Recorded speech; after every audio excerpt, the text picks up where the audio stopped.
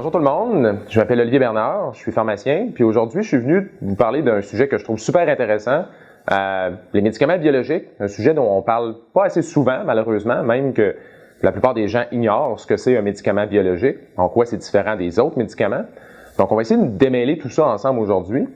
Puis en bonus, on va parler d'un autre sujet qui est relativement nouveau, en fait, la nouvelle catégorie de médicaments qui s'appelle les biosimilaires. Puis ça, c'est pas mal intéressant parce que c'est nouveau, fait que je vais vous révéler quelques scoops.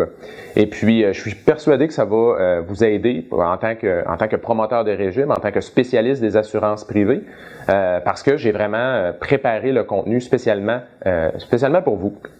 Donc, un petit plan de présentation, voir qu'est-ce qu'on va parler aujourd'hui. On va commencer par étudier un peu les médicaments biologiques. On va regarder c'est quoi, en quoi c'est différent des autres médicaments.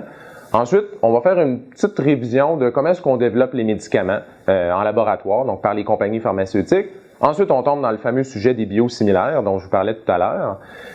Programmes destinés aux patients aussi, donc toutes sortes de programmes qui sont mis en place par les compagnies pharmaceutiques pour appuyer les patients qui reçoivent des médicaments biologiques, parce que vous allez voir tout à l'heure que c'est des médicaments qui sont pas super faciles à utiliser.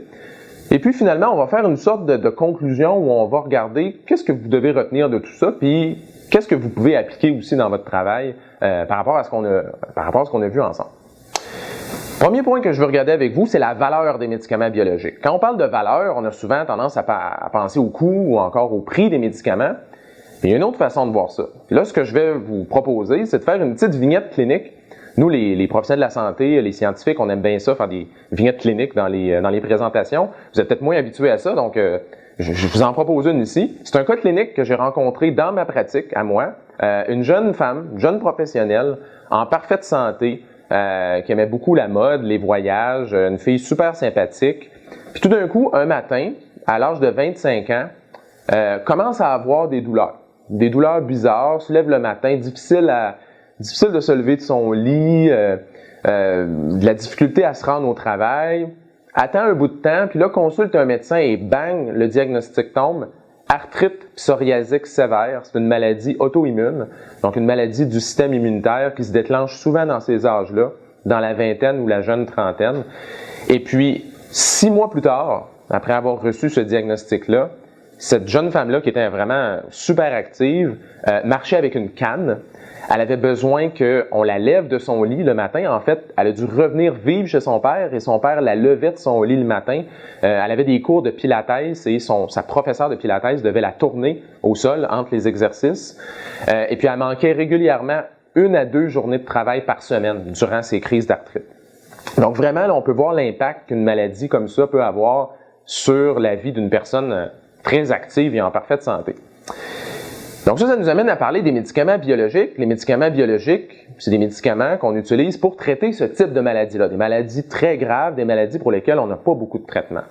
Je suis sûr que vous en avez déjà entendu parler, des médicaments biologiques. Ce que vous en savez sûrement, c'est que c'est des médicaments qui coûtent très cher. Puis ça, si vous vous en doutiez, je vais vous le confirmer à l'instant, c'est 22% des dépenses en médicaments, premièrement, donc c'est quand même assez significatif. Mais c'est seulement 1,2% des demandes de remboursement. Donc, il ne s'en prescrit pas tant que ça, des médicaments biologiques, mais quand il s'en prescrit, on sait qu'ils coûtent très cher. Le coût moyen par ordonnance, 1 240 $.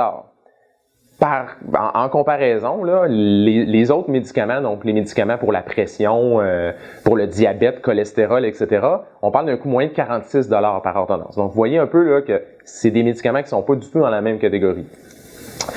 On parle d'une augmentation annuelle de 13,3 %.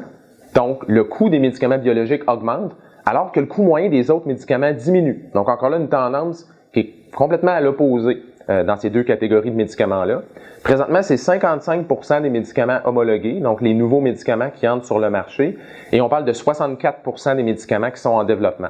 Donc, des médicaments biologiques, on va en voir de plus en plus. Donc, vous, en tant qu'assureur, vous allez en voir de plus en plus à l'intérieur de vos régimes. Puis finalement, on estime qu'en 2017, donc d'ici 2 ans, ça va être 25 à 30 % des dépenses en médicaments, et puis ça va continuer à augmenter.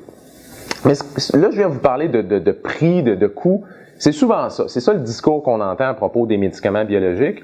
Mais malheureusement, il y a l'autre partie du discours qu'on n'entend pas souvent, c'est que ces médicaments-là, ça change des vies.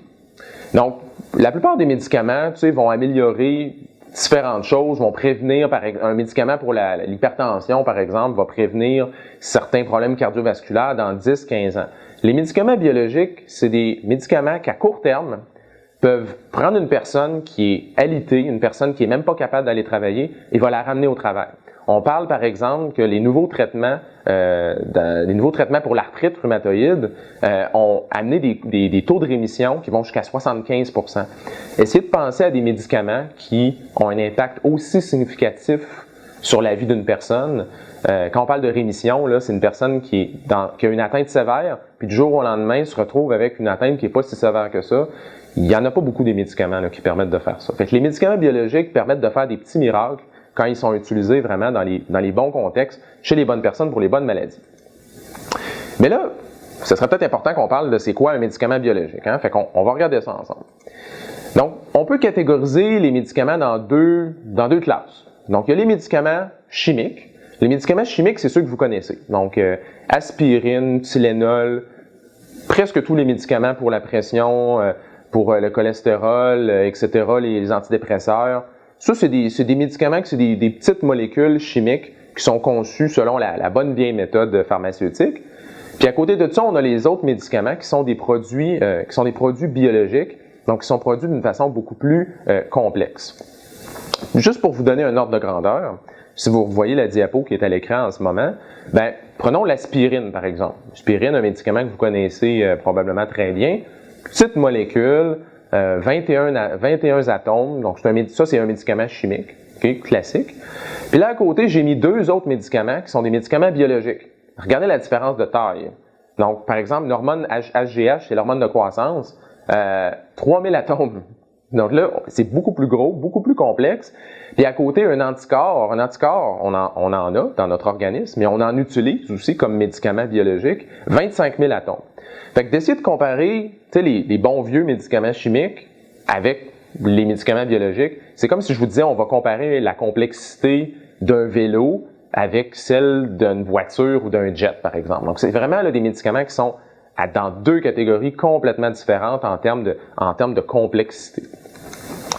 Voici comment on fabrique un médicament chimique, puis ça a l'air d'une blague, mais ça ne l'est pas. En fait, si vous voulez fabriquer des médicaments biologiques dans votre sous-sol, en supposant que vous pourriez obtenir tous les permis pour faire ça, ce que ça vous prend, c'est un mélangeur. Donc, autrement dit, vous avez une espèce de machine où vous allez mettre tous vos ingrédients, fait que vous allez arriver avec vos poches, puis il y en a une poche qui a du lactose, puis il y a une poche qui a du talc, puis il y a une poche qui a votre ingrédient actif, qui pourrait être de l'aspirine ou autre chose. Vous mettez tout ça dans le mélangeur, vous appuyez sur démarrer, tout ça se mélange, puis ensuite vous allez presser des comprimés à partir de la poudre que vous obtenez. Voilà, vous avez obtenu un médicament chimique. Ça, c'est la méthode, on pourrait dire, classique pour faire des médicaments. La moustache, en passant, est tout à fait optionnelle, comme on peut le voir sur cette photo-là. Comment est-ce qu'on fait un médicament biologique maintenant? Ça ressemble plutôt à ça. Okay?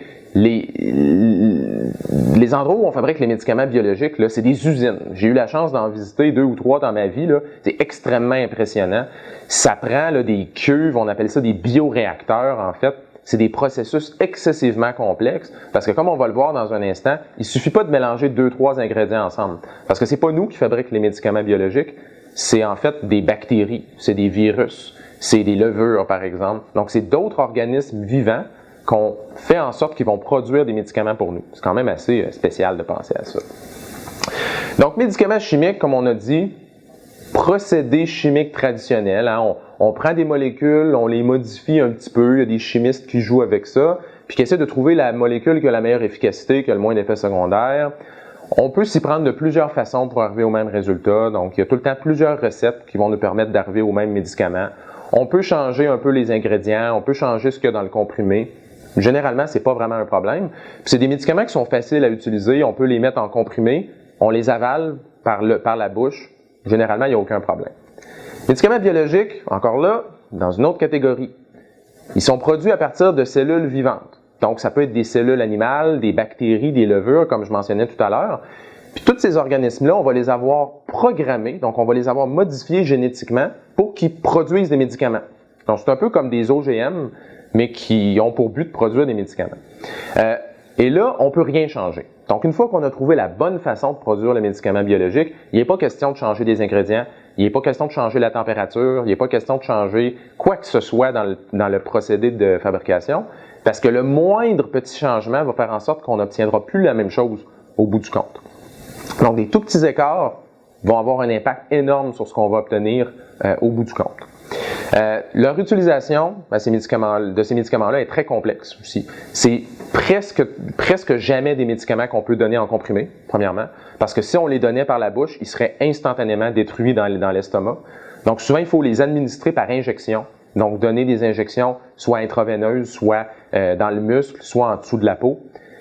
Souvent, c'est des médicaments qui doivent être réfrigérés aussi. Donc, c'est pas mal plus difficile à utiliser. Un vaccin, par exemple, c'est un bon exemple de médicament biologique, mais on va en voir plusieurs autres ensemble tout à l'heure. Fait intéressant, vous avez peut-être déjà un bioréacteur à la maison. Je ne sais pas s'il y en a qui ont des enfants parmi vous. Les enfants, moi, je trouve que ça ressemble beaucoup à des producteurs de médicaments biologiques parce que prenez un enfant, envoyez-le à la garderie, puis tout d'un coup, il se met à récolter toutes les microbes. Hein, on dirait qu'il accumule toutes les bébites. Puis ensuite, là, ils diffusent ça autour d'eux, puis ils rendent leurs parents, leur famille, tous leurs amis malades. C'est un peu ça, un bioréacteur, dans le fond. Hein, c'est comme un organisme vivant qui va multiplier, finalement, toutes les substances qu'on veut lui faire produire. Bon, peut-être que vous trouvez mon exemple un petit peu trop farfelu. Donc, je vous en propose un qui est un peu plus sophistiqué, le vin. Donc, il y a sûrement des amateurs de vin à la maison en ce moment. Le vin, c'est un peu pareil. C'est pas vraiment nous qui fabriquons le vin. Hein. Nous, on se contente de planter le raisin dans la terre, mais ensuite, c'est des processus qui sont entièrement biologiques, qui sont en grande partie en dehors de notre contrôle, qui font en sorte que le vin existe. Donc, par exemple, si vous prenez une sorte de raisin, comme le pinot noir c'est une sorte de raisin, si vous allez le planter en France, par exemple dans la région de la Bourgogne, ben là-bas, il y a un climat qui est très tempéré, il y a une pluie quand même assez fréquente, il y a beaucoup d'ensoleillement, mais à l'occasion, il va y avoir des nuages. Donc, ça va donner un vin qui est typique d'un Bourgogne. Si par contre, vous prenez le même raisin et que vous allez le planter en Californie, où là, il fait tout le temps soleil, il pleut presque jamais, il fait très très chaud, bien, vous obtenez un vin qui est complètement différent. Puis ça, vous pouvez absolument rien y faire. Donc, ça, c'est exactement comme ça que ça se passe pour les médicaments biologiques. Donc, dans le cas d'un vin, selon l'endroit où on va aller planter notre raisin, on va avoir un impact sur la couleur, sur le goût, sur les différentes caractéristiques du vin. Dans le cas d'un médicament biologique, une fois qu'on a demandé à nos cellules ou à nos bactéries ou à nos levures de produire le médicament, bien, les petits changements qui vont se produire vont avoir un impact sur l'efficacité du médicament à traiter une maladie ou encore sur ses effets secondaires. Puis ça peut être, en fait, c'est majeur comme impact au niveau de l'effet du traitement. Petit rappel sur comment on développe un médicament, parce que pour ce qui va suivre, parce qu'après on va parler des biosimilaires, mais il faut se rappeler comment on fait pour produire un médicament, tout simplement. Donc, un médicament qui est produit par une compagnie pharmaceutique, on parle de 10 à 15 ans pour produire ça. Donc, au début, on va faire des études dans des laboratoires, ce qu'on appelle la recherche préclinique. Donc là, on n'administre pas le médicament en personne, on fait juste des tests dans des éprouvettes. Quand on a obtenu des molécules intéressantes, donc on parle d'environ 10 000 molécules, on part avec 10 000 molécules au départ, puis là, on va commencer à l'administrer à des animaux. Puis là, on commence à voir un peu comment le médicament réagit, est-ce qu'il est efficace, y a-t-il des effets secondaires. Là, après, on va cibler certaines de ces substances-là, on va les donner à des sujets humains, donc dans des études cliniques, phase 1, phase 2, phase 3, vous avez sûrement déjà entendu parler de ça. Puis là, ben, à chaque fois, on perd des molécules. En cours de route, on se rend compte qu'il y en a qui sont efficaces, d'autres qui ne le sont pas. Les médicaments qui ne sont pas bien tolérés, il y en a qui sont toxiques. Tout ça pour dire que finalement, au bout du compte, on se retrouve avec peut-être une ou peut-être deux molécules qui vont avoir passé tout le processus et qu'on va soumettre à Santé Canada pour obtenir une autorisation de mise en marché. Donc, on parle de 10 000 molécules pour se rendre avec peut-être une sur le marché après 10 à 15 ans. Donc, faisons un petit calcul rapide ensemble. On parle de 20 ans au Canada pour une durée de brevet. Donc, moi, je suis une compagnie pharmaceutique, je veux produire un médicament, je mets un brevet sur ma molécule, puis là, je commence à faire mon étude là, qui dure 10 à 15 ans. J'ai 20 ans d'exclusivité de brevet. J'ai 20 ans de propriété intellectuelle pour faire tout ce que j'ai à faire et en plus vendre mon médicament. Après ça, ça me prend 10 à 15 ans pour faire la recherche, on vient de le mentionner.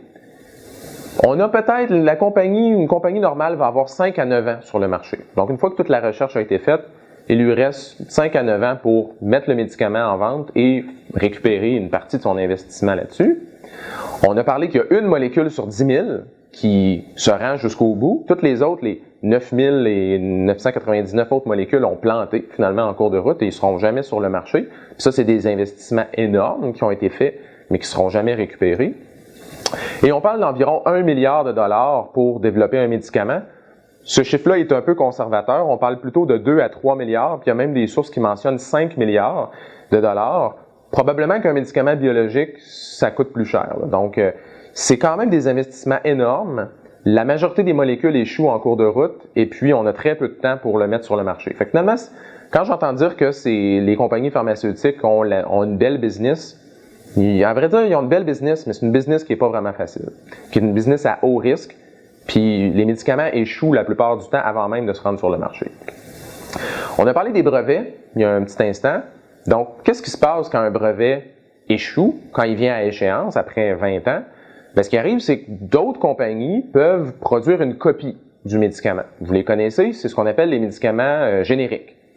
Donc, ici, j'ai mis un petit tableau avec l'expiration de différents brevets. Donc, l'année passée, en 2014, il y a plusieurs brevets qui sont venus à échéance. 2015, encore cette année, c'est la même chose. 2016, même chose. Il y a plusieurs médicaments qui sont déjà expirés. Donc là, à partir du moment où les médicaments n'ont plus de brevet, ne sont plus protégés par un brevet, d'autres compagnies ont l'opportunité d'essayer de faire le même médicament.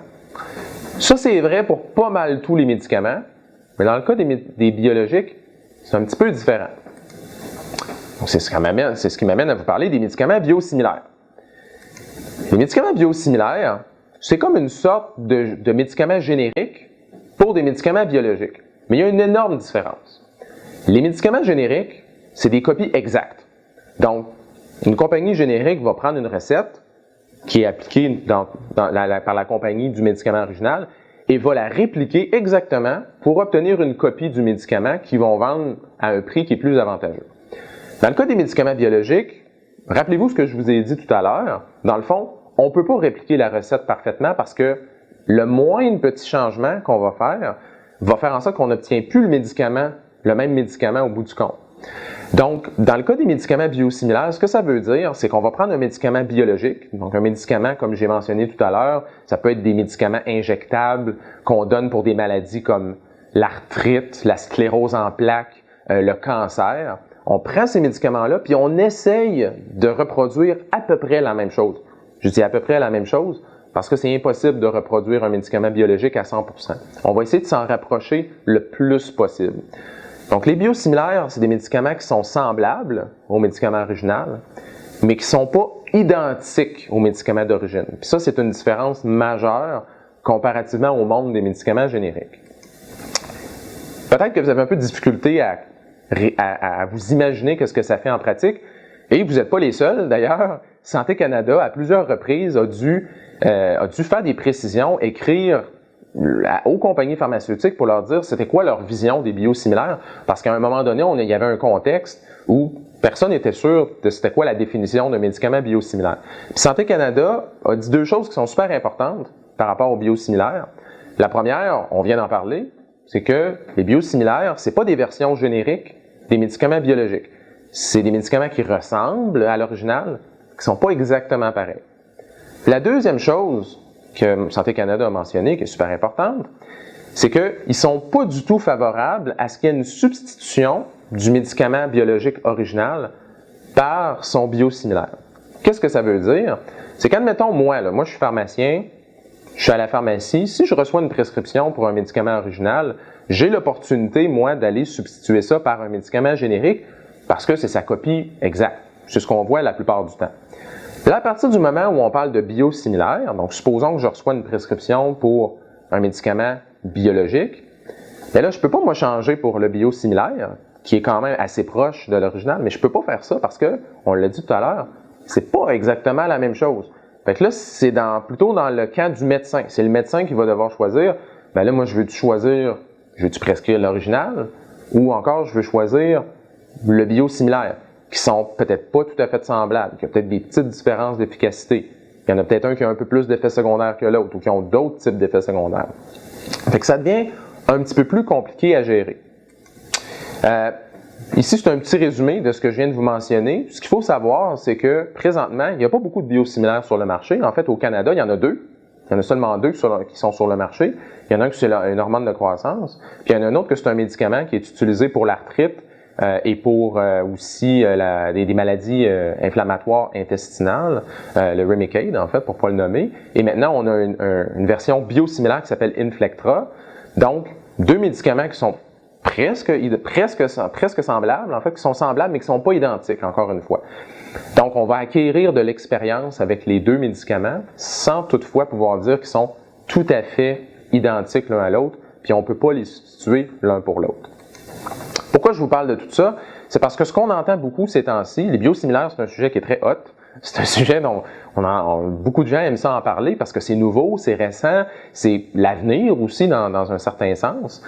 Mais le problème, c'est qu'on entend toujours dire « Ah ben là, grâce aux médicaments biosimilaires, on va pouvoir réduire nos coûts, en fait réduire nos dépenses en médicaments biologiques. » On l'a vu tantôt, les médicaments biologiques coûtent très cher, 1240 $ en moyenne par ordonnance. Donc là, on se dit « Ben là, ça va être comme pour les médicaments génériques, on va sauver des coûts énormes. » Pas exactement. Ce qu'il faut savoir, c'est que, comme on l'a mentionné tout à l'heure, les médicaments biosimilaires, les médicaments biologiques sont extrêmement difficiles à produire. Donc, une compagnie qui va faire la version biosimilaire va devoir investir énormément d'argent. Elle va devoir refaire une grosse partie des études cliniques aussi, parce qu'encore une fois, c'est pas exactement le même médicament. Donc, on doit le redonner à des patients dans des études de phase 2, 3. Les investissements sont massifs, comparativement à la production d'un médicament générique qui, généralement, les coûts générés sont quand même pas si énormes. Donc, en termes d'économie, là, de façon réaliste, on parle de peut-être 10 à 30 % d'économie quand on parle de la version biosimilaire, comparativement aux médicaments biologiques d'origine. Donc, oui, ça va permettre une réduction des coûts, mais vraiment pas une réduction des coûts là, qui est similaire à ce qu'on a observé avec les médicaments génériques.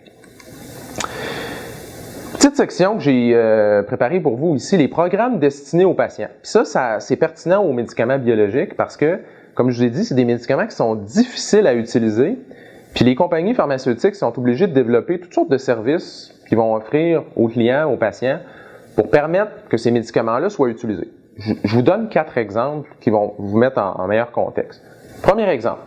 Prenons un médicament qui est injectable, un médicament qu'on doit administrer avec un petit sac de soluté comme ça, on appelle ça une perfusion sanguine. Donc, ce médicament-là, la personne ne peut pas se l'injecter à la maison. La personne, il faut qu'elle soit à l'hôpital, il faut qu'elle soit sous supervision, ou il faut qu'elle soit dans une clinique. Là, ça rend ça pas mal compliqué. Bien, pour ce type de médicament-là, les compagnies pharmaceutiques vont ouvrir des cliniques, vont créer des cliniques de perfusion, donc des centres où les gens peuvent aller pour se faire injecter leurs médicaments sous supervision médicale, donc par exemple avec une infirmière. Puis ça, si c'était pas de ces services-là, ben le médicament en question pourrait peut-être même pas être administré. Pensons à des gens qui souffrent de cancer, par exemple. Ils doivent recevoir des traitements comme ça. On sait que dans les hôpitaux, c'est pas super facile d'avoir les traitements. Donc, c'est un service qui est absolument essentiel. Mais ça, souvent, on n'en entend pas parler. On ne sait pas que ça a lieu, mais c'est quelque chose de relativement fréquent. Deuxième exemple, un médicament qui serait un peu plus facile à administrer, disons que c'est une injection avec une sorte de seringue, mais encore là, peut-être que la personne à la maison n'est pas à l'aise de se le faire l'injection, puis c'est le cas de beaucoup de ces médicaments-là. Quand il faut s'injecter soi-même dans le ventre, c'est pas vraiment super agréable. Donc souvent, les gens ils ont besoin d'avoir de la formation, ils ont besoin d'avoir de l'aide, ils ont besoin des fois même que quelqu'un vienne à la maison pour leur injecter le médicament. Encore là, les compagnies pharmaceutiques qui fabriquent les médicaments vont offrir ce service-là. Ils vont mettre à la disposition des patients, des infirmiers, des infirmières qui peuvent venir à domicile pour faire l'injection des médicaments. Encore là, c'est une chose qui est relativement fréquente, mais dont on ne parle pas vraiment très souvent. Troisième exemple. Vous connaissez les échantillons. Hein? Les compagnies passent dans les bureaux des médecins, laissent des échantillons de certains médicaments. Ça fonctionne pour les médicaments chimiques. Donc, les médicaments de base, là, la plupart des médicaments dont on parle souvent. Mais les médicaments biologiques, comme je vous ai dit tout à l'heure, c'est souvent des injections. Il faut que ça soit réfrigéré. Fait qu'on peut pas donner, il peut pas y avoir d'échantillons vraiment la plupart du temps. Donc, à ce moment-là, qu'est-ce que les compagnies pharmaceutiques vont faire? Ce qu'ils vont faire, c'est qu'ils vont donner des cartes d'essai. Donc, ils vont donner des cartes qui vont permettre aux médecins de tester le médicament pour voir si ça fonctionne. Parce que les médicaments biologiques, des fois, sont un peu plus imprévisibles. Donc, ils vont, comme je vous disais tout à l'heure, ils font des petits miracles. Là, ils vont vraiment changer des vies, mais des fois, ça marche pas bien, des fois, ça fait pas le travail, des fois, il faut en essayer 1, 2, 3. Puis à 2000, à 1000, 2000 dollars la prescription, on peut pas se permettre de comme essayer n'importe quoi. Donc, les compagnies vont mettre certains moyens, justement, à la disposition des médecins et des patients pour que les médicaments puissent être testés quand même pour voir s'ils fonctionnent. Dernier exemple que je mentionne, là, c'est carrément un exemple de prix, puis je pense que ça va peut-être vous interpeller aussi comme professionnel des assurances. Supposons qu'on a un médicament qui coûte 30 000 $ par année, puis qu'on a une coassurance de 20 %. Bon, si c'est un médicament qui est pas assuré par la régie, okay? Parce que si vous avez un médicament assuré par la régie de l'assurance maladie, il va y avoir un plafond à ce moment-là sur ce qui peut être payé au bout du compte, même avec un assureur privé. Vous savez ça mieux que moi. Mais supposons que c'est un médicament qui n'est pas couvert par la régie, bien là, à ce moment-là, le patient peut se retrouver avec une coassurance de 6 000 $ par année. Ça, c'est pas tout le monde qui est capable de payer ça. Puis même avec un prix plafond de 1 000 $, il y a des gens pour qui le 1 000 $, ils l'ont pas. Donc, dans ces cas-là, les compagnies pharmaceutiques, encore là, offrent des programmes où ils vont pouvoir défrayer, justement, une partie des coûts excédentaires pour faire en sorte que les gens aient accès à ces médicaments-là, pour payer finalement une partie de la coassurance. Puis là, je vous ai donné 4 exemples, mais il y en a des tonnes, je pourrais passer des heures à toutes vous les nommer, les programmes. Il y a beaucoup de choses que les compagnies pharmaceutiques font pour faciliter l'accès à leurs médicaments. C'est des investissements énormes que les compagnies doivent faire. Qu'est-ce que ça leur rapporte en retour? Bien, ça leur rapporte que les gens sont capables d'avoir accès à leurs médicaments finalement. Mais c'est des services qui sont maintenant essentiels. On pourrait vraiment plus en passer. Parce que si les compagnies ne contribuaient pas de cette façon-là, souvent le système de la santé ne serait peut-être pas capable de fournir toutes les ressources nécessaires pour qu'on puisse procéder aux différents traitements. Donc, dernière section sur le promoteur de régime. Qu'est-ce que vous devez conclure de tout ça? En quoi ça a un impact sur vos décisions dans vos régimes? On regarde ça ensemble. Le premier point que je veux adresser, c'est quelque chose qu'on entend vraiment souvent. On entend dire que les médicaments biologiques, c'est de leur faute si ça coûte aussi cher pour les médicaments. Donc on dit, ben là, ça coûte 1240 $ et plus par ordonnance. C'est clair que c'est à cause de ces médicaments-là que le coût des régimes augmente. C'est-tu vrai, ça? Ben, en fait, la compagnie Green Shield s'est posé cette question-là. Ils ont fait une étude parmi toutes leurs données pour regarder si c'est vrai, ça, que les médicaments biologiques, c'est ça qui leur coûte cher. Fait que ce qu'ils ont vu, c'est que, en fait, 5 % des assurés sont responsables de 43 % des coûts. Donc, effectivement, il y a une petite proportion des assurés qui leur coûtent très, très cher. 20 % des demandes de remboursement de coûts élevés, donc toutes les demandes qui coûtent le plus cher, ça représentait 75 % des coûts. Donc encore là, c'est la même chose. Petite proportion des gens qui leur coûtent très très cher. Mais quand on regarde les médicaments biologiques, on se rend compte que, c'est peut-être pas les médicaments biologiques qui coûtent si cher que ça, parce que regardez, 21 % des coûts étaient attribuables aux médicaments biologiques, ce qui a quand même du sens, parce que c'est des médicaments qui coûtent cher, mais seulement 9 % des demandes de remboursement de coûts élevés incluaient des médicaments biologiques. Donc là, Green Shield se sont dit, OK, donc c'est pas à cause des médicaments biologiques qu'on a des demandes de remboursement aussi élevées. Donc ils ont regardé ces demandes-là en particulier, toutes les demandes qui leur coûtaient le plus cher. Puis voici ce qu'ils se sont rendus compte, c'est que dans la majorité des cas, en fait, les médicaments qui sont inclus dans les demandes de remboursement à coût élevé, c'est des médicaments pour des troubles digestifs, de la dépression, cholestérol, hypertension, diabète. Donc c'est des médicaments pour des conditions chroniques, puis des conditions qui sont aussi reliées au mode de vie, aux habitudes de vie. En fait, Green Shield a décidé d'appeler ça en anglais les impactables. Donc, c'est toutes sortes de maladies qui peuvent être améliorées par des changements aux habitudes de vie. Par exemple, si vous avez un problème d'hypertension, de cholestérol, de diabète, vous pouvez améliorer votre maladie en faisant des changements au niveau de votre alimentation, en faisant de l'activité physique. Si vous avez des troubles dépressifs ou anxieux, vous pouvez consulter en psychothérapie. Donc, tous ces problèmes de santé-là, il y a plusieurs façons de les améliorer qui n'incluent pas nécessairement la prescription de médicaments. Par contre, si on regarde des médicaments biologiques, c'est quoi les maladies ou c'est quoi les problèmes de santé qu'on essaie de traiter? Bien, on en a mentionné tantôt, arthrite, maladie de Crohn, colite ulcéreuse, cancer, sclérose en plaques. Une personne qui a le cancer, dites-lui pas de changer son alimentation ou d'aller faire de l'exercice, ça va rien changer. D'accord? Ces gens-là ont besoin d'avoir accès à des traitements qui vont changer le cours de leur maladie. Contrairement à toutes les autres personnes, celles qui coûtent le plus cher aux assureurs, c'est celles qui, on pourrait faire quelque chose de plus. On pourrait avoir un impact sur ces problèmes de santé-là autrement que par des médicaments et diminuer les coûts reliés à ces problèmes de santé-là. Donc, en termes de remboursement, moi, je vous donne ma vision des choses. Moi, je suis loin d'être un spécialiste en assurance, mais moi, je me dis tout bonnement qu'il y a comme deux philosophies, finalement, en termes de remboursement de médicaments. Soit on essaie de couvrir le maximum de choses, puis on se dit, ben regarde, nous, là, notre régime, on veut qu'il couvre le plus de médicaments possible.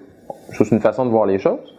Puis une autre façon de voir les choses, ça serait se dire, ben nous, on veut pas tout couvrir. Par contre, on veut s'assurer que nos patients les plus malades, nos patients les plus hypothéqués, qui ont besoin absolument d'avoir accès à des traitements qui sont critiques pour leur santé, bien ceux-là, on veut s'assurer qu'ils sont couverts. Puis, donc ceux-là, on va leur offrir vraiment la meilleure couverture possible. Puis ensuite, on va regarder qu'est-ce qui est essentiel, puis on va y aller comme à reculons, finalement, à rebours, en s'assurant d'offrir la meilleure couverture possible. Il n'y a pas une de ces deux façons-là qui est bonne ou qui est meilleure que l'autre. C'est tout simplement deux façons de voir les choses. Je pense que ça mérite réflexion de la part des assureurs privés. C'est quoi les solutions qu'on a en ce moment? Je vous en propose trois, en fait. La première, c'est que souvent, moi, quand j'ai eu des discussions avec des assureurs privés, on parle du coût des médicaments, mais on parle rarement des autres coûts. Donc, par exemple, si vous offrez un régime, puis ce régime-là vous coûte moins cher en médicaments, mais que vous devrez, par exemple, ouvrir un centre d'appel. S'il vous demande plus de gestion, mais je suis persuadé que ce type de régime-là, finalement, vous coûte probablement aussi cher ou peut-être même plus cher. Fait qu'on parle beaucoup du coût des médicaments, mais on parle pas toujours des autres coûts afférents, ou c'est les autres coûts qui découlent de la production de tel ou tel régime. Fait qu'on, finalement, autrement dit, là, on a tendance à blâmer assez facilement les médicaments, alors que souvent, il y a d'autres coûts qui sont engendrés, puis on en parle peut-être un peu moins. Deuxième solution aussi, c'est de favoriser une meilleure utilisation des médicaments. Ça, c'est notre travail à nous, les professionnels de la santé. Donc, c'est la job des médecins d'améliorer leurs habitudes de prescription. C'est la job des pharmaciens de surveiller les traitements, de s'assurer que les médicaments sont appropriés. Mais de plus en plus, je sais que les assureurs privés participent à ce processus-là. Donc, les assureurs privés font faire de l'expertise, par exemple. Les assureurs privés font remplir certains formulaires, demandent que certains médicaments soient préautorisés. Quand ça a commencé, cette mode-là, je dirais que la plupart des professionnels de la santé étaient un peu méfiants par rapport à cette tendance-là, parce qu'on a l'impression c'est comme quelqu'un qui vient s'immiscer un peu dans nos affaires. Mais en même temps, il y a une autre façon de voir ça, si on essaie d'être un peu plus positif puis constructif, c'est que vous, en tant qu'assureur, vous pouvez jouer un rôle qui est quand même important. Parce que si vous favorisez une meilleure utilisation des médicaments, si vous questionnez certains traitements qui sont prescrits depuis des années, peut-être que nous aussi, ça va nous forcer à un moment donné à réévaluer certains médicaments, des traitements peut-être trop longs, des traitements qui sont peut-être pas nécessaires. Donc moi, je suis persuadé qu'on peut travailler tout le monde ensemble pour faire en sorte qu'on les utilise mieux, les médicaments. Si on les utilise mieux, ils vont coûter moins cher au bout du compte, c'est assuré. Puis la dernière solution que je vous propose, c'est d'essayer de voir la valeur du médicament de façon un peu plus globale.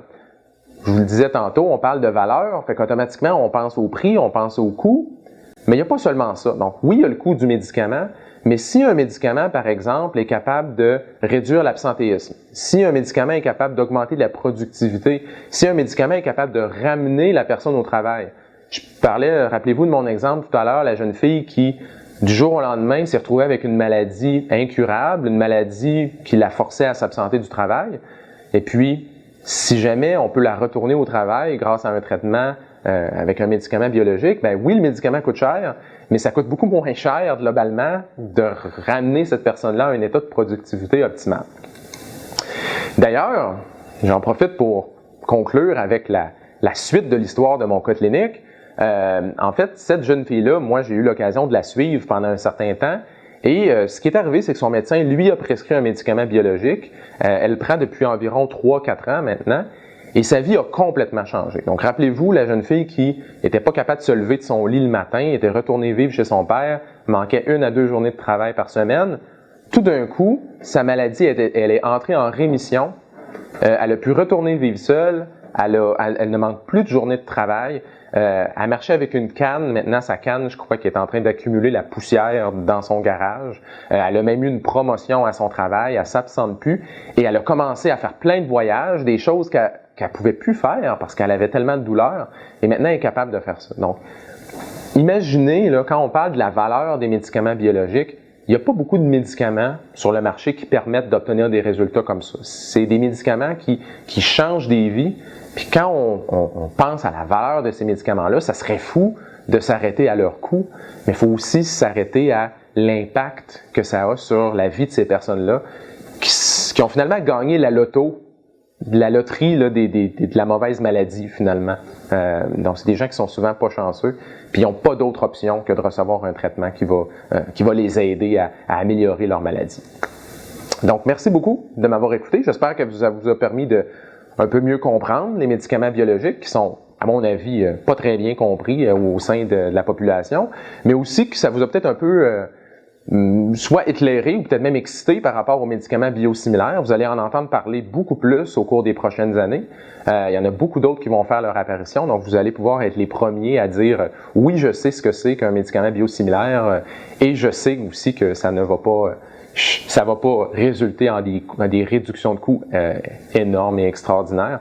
Mais par contre, vous allez être capable de parler avec beaucoup plus d'assurance de la valeur des médicaments biologiques puis de ce que ça peut apporter aux patients. Merci beaucoup.